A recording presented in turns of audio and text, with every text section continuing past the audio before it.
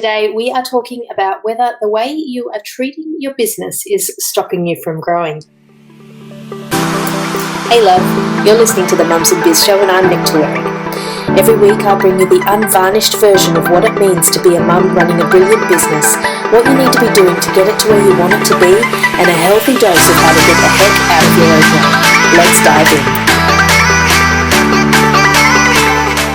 Well, hey there, I'm Nick Tuering. This is the Mums in Biz Show, and today we are talking about whether the way you are treating your business is stopping you from growing. So today I want to kick off with starting you a crazy question. Are you ready? Are you joining in with me here? When was the last time you talked to your business? No, I can literally hear your eyes rolling as you're watching this, even if you're catching it on the replay. I know how nuts I sound. Seriously though, one of the things that I want to talk about today is I've noticed that when we get started in our businesses, or maybe just when we're not seeing the growth that we want to, we start to step back from it a little bit. And that has a much bigger impact than what you think it does. And that's why we're talking about this today. It's like our businesses become like a hobby. We think about it as a hobby that we can pick up and put down anytime we like. Or maybe that it's a friend that's betrayed us. Think about it. Have you ever felt like this? And I want you to be super, super honest with me. And if not with me, with yourself. You probably don't even realize that you're doing it. But it's like we have this slightly passive-aggressive relationship with our business. And when it doesn't do right by us, well, we kind of respond in kind. So that's what I want to explore a bit. Let's go with some examples so that you can start to get a feel for what I mean. You might have an idea for a product, service, or maybe a promotion in your business, and you're super excited about it. And you jump in boots and all, and you start posting everywhere. You put a lot of effort into a marketing campaign. You put together some messaging, some copy maybe that you really, really love. You feel like you've really got it on point. You feel like you've really got it on point. So it's usually all about us and how attached we are to what we've written. What other people think of what we've written is a whole nother topic for another day. But just bear with me. So you're excited. You're really enthusiastic. You're putting in a lot of effort. And you're getting some engagement. And you're getting a little bit of interest. And people are starting to talk back a little bit more on your comments. Maybe they're even starting to book some calls, or you start to get a few sales. Let me know, are you following along with me here? How are you feeling in this? Are you starting to squirm a little? How's the fear factor? Because maybe those sales aren't quite enough. And you're starting to panic a bit because you're not seeing quite the momentum you'd like. You actually really want this thing to take off. You're really, really passionate about the widget or the program or the promotion that you're selling. And so the fear factor starts to inch up a bit. Maybe this isn't going to work, and you start to get that sick feeling in the pit of your stomach because this has to work, because I put all my eggs into this basket. I need this promotion to work. I need this money for XYZ reason. You close the cart, you stop the promotion, and you didn't hit the goal. How are you feeling now? This is the bit that's really, really important, and it's something that literally all of us do, except maybe some really, really enlightened people, but that's not me. I'm not sure, that might be you, and if it is, then I definitely need you to come on the show and tell us all how to do that. So think about how this is feeling then. Your promotion hasn't gone how you wanted it to. You've attached a meaning to that. What does it mean if you don't hit that goal? You might have told people about the goal, because all the gurus tell you that if you tell someone about the goal, then you'll do the things that you need to do to hit it. Well, that is sometimes true, actually, but it's only one part of the equation. And so we start to feel like we failed. We start to feel like maybe we haven't got what it takes, or maybe we don't know what we're doing. We start to look for inspiration elsewhere. Sometimes it makes us really depressed. Sometimes we feel a bit demoralized because all of a sudden we attach another little nugget to our core identity. Now, your core identity is the thing that you believe deep down inside. It's where all your subconscious thoughts come from about who you are and what you can do. And maybe that failed promotion, failed in your words, okay? Failure is a complete misnomer, actually. You attach this little nugget to your core identity that says, I don't know how to sell. And then that starts to frame up the way that you move forward every single day and how you're showing up in your business. And there's a whole host of negative emotions that go alongside this, how we're feeling about this failed promotion. So what happens when you feel like that? Where is your commitment to your business at that point? How are you showing up the next day? How are you showing up the next week? Maybe you spend a day with some ice cream curled up in the corner of the couch with a blanket over the top of your head. Although if you've got kids, which you probably do if you're watching this show, you're not doing that. You're just wishing that you could do it. It starts to affect the way that you show up, doesn't it? It starts to affect how committed you feel, because all of a sudden you're starting to feel like maybe this thing won't work. This thing being your business. And such a weird statement, don't you think? Like, maybe this thing won't work. Maybe this business won't work.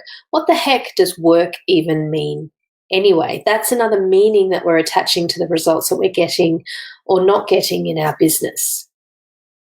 Let's explore another scenario.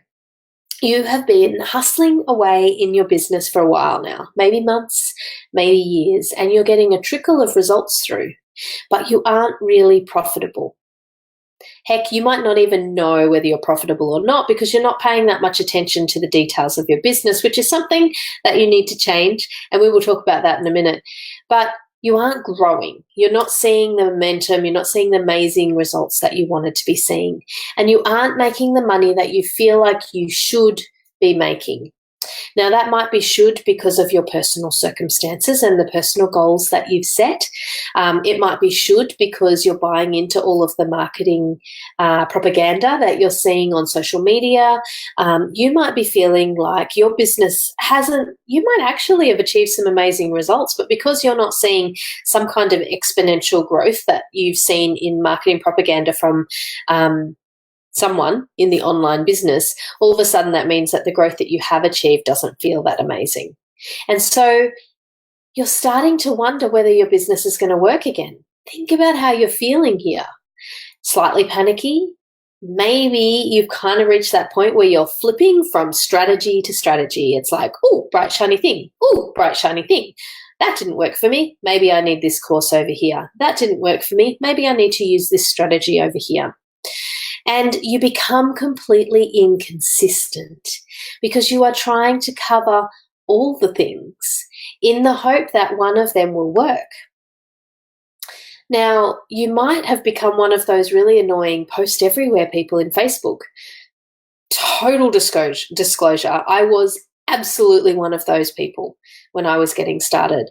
I was panicky. I felt like I had to do all the posts everywhere in social media. How could I possibly get ahead if I wasn't in 50 different Facebook groups? And, I had this complicated posting schedule, and it can work, but actually I think that slowing down and authentic messaging and posting is way better because people can see you doing that. Your customer, if you're B2B, maybe it's different if you're business selling to consumer, they're in the same groups you are, they can see what you're doing. So I was also the person that followed some bright, shiny strategies that don't work for everybody. All of them work for somebody. They've all come from somewhere, but they don't work for everybody. And that's because you need to do what is authentic to you and what helps you show up in the absolute best way in your business, yeah? And for your ideal client as well. So are you starting to see a bit of a theme here now? The theme is this. You either get a result or you don't get a result, or you see something and it changes the way you feel about your business and your growth and your profitability and the results that you have been getting. And that changes how you feel about your business. Usually you attach negative emotions to it. You attach negative meanings to those results and those situations and the things that have happened. And when you're feeling like this about your business, you are coming from a place of fear and a place of lack. And if you haven't heard that term before, a place of lack means that you are coming from a constantly feeling like you don't have enough, like you aren't getting enough, maybe that you're not good enough. You're coming from a place of constantly desiring more, never feeling like you've got enough. It's actually a pretty hard thing to describe, but hopefully you're getting a sense of what I mean here, because it frames up how you feel about things moving forward in your business. And it's a really slippery slope. And it also means that every decision that you make is in response to those feelings. So instead of it necessarily being the right decision or the right choice to make next, it's made from a place of fear, and it's made from a place of second guessing yourself and not really trusting your instincts, yeah? And so when you're feeling like that, what sort of decisions do you think you're making? Are you investing wisely, or are you maybe starting to spend a bit haphazardly, jumping from course to course? Maybe you start to panic a bit and you go to more networking events than you had budgeted for. That's what I mean by spending haphazardly. You start to, instead of following the plan that you had laid out for yourself, assuming that you had one, you start to be a little bit more all over the shop. What about your finances in this scenario? Do you know what's going on? Do you treat them with respect, or are you avoiding everything? The bank balance, the overdue invoices, the customer receipts. You just don't want to look at anything because you don't really want to know how it's all kind of sitting together. Whether it's good, bad, or indifferent, it's important to know. Maybe you're not being diligent with the time that you're spending in your business. Are you sticking to your routines? Have you created a routine that works for you?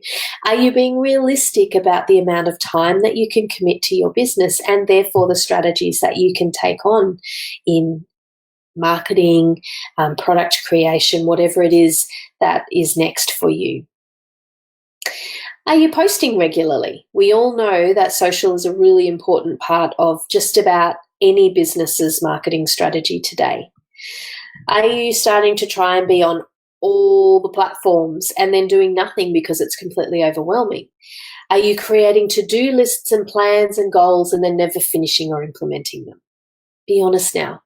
What is this really saying about how you're showing up? This is what I want you to dig deep. It can be really hard to admit this stuff to yourself, and some of you might be sitting there listening to me feeling that kind of slightly panicky feeling when you hear all these things, because you're like, yes, that is actually me. I am doing that. And then you allow it to mean something. Please don't do that. That's not the purpose of the message I'm trying to get across today.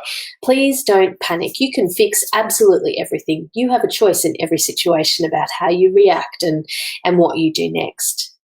If you are feeling really panicky at this point, I would say that journaling is a great way to get it out. Just write it all out so that you don't keep ruminating about what you are doing, what you aren't doing, and recriminating yourself, telling yourself off for thoughts that you're having. They're just thoughts, and it's best to process them out, and journaling is a great way to do that. Okay, so back in. Given everything we've just talked about, which was all about scene setting and helping you kind of understand what I'm talking about and what I'm referring to, let me ask you this question. If your business was a friend, then how would they be feeling about how you are treating them right now? I recently had a massive aha moment about this in my business. And I try and be pretty diligent about this stuff, but I had a massive aha moment about my financial planning. I had plans in place, but I hadn't actually spent the attention that I needed to be spending for the way that my business is scaling over the next 12 months. I had my head in the sand because I was avoiding it. And there was a whole bunch of fearful stuff that I needed to address to kind of do that. And now I've gone and spent some time with my finances. I know exactly what my budget looks like. I've, got some structures in place to improve things, and I feel so much better. I was just avoiding it out of fear. So hopefully by now you're starting to see what I'm trying to say. If your business was a friend, how would you be treating it? Would you do what you say you're going to do? Would you be a bit more consistent?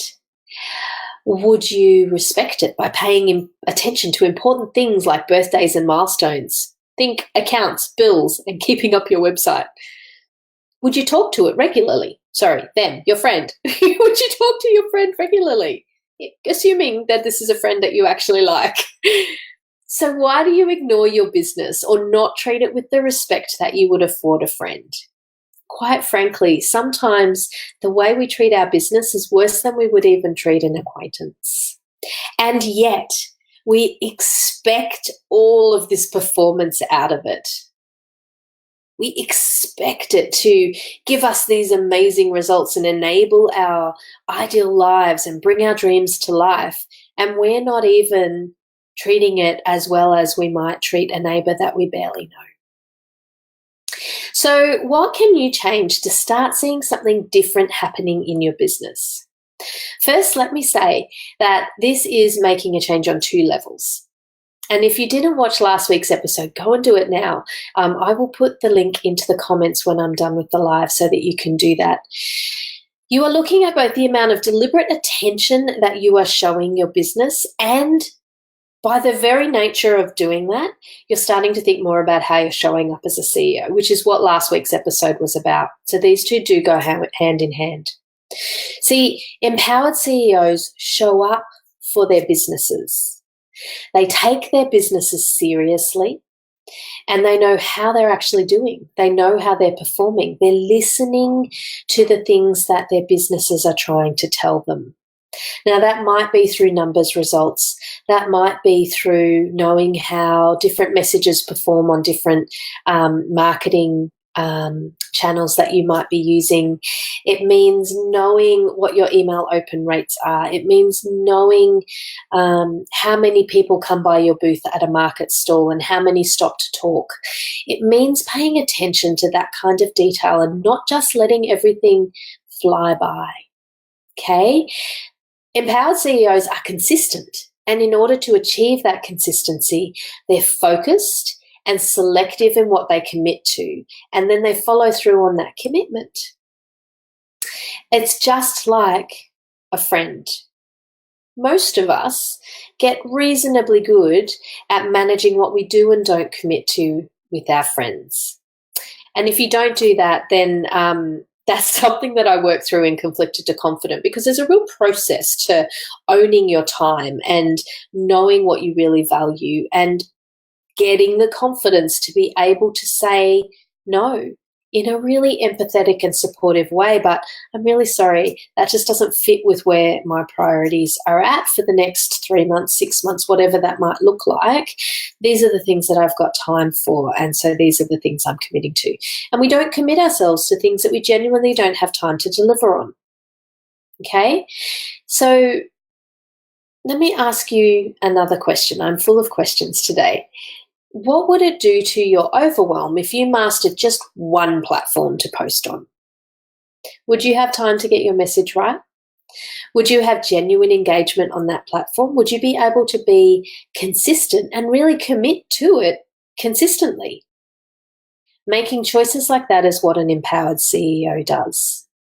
Focus is how they grow, because they know which parts of their business are important right now and which ones are important, but something to focus on later on. And then they don't get distracted. So what you can do to start being this person is start thinking about your business as your friend. A really good friend. Someone that is close to you. A friend that needs your consistency and your focus and your dedication in order for them to start giving back to you. And that's a wrap for today's episode.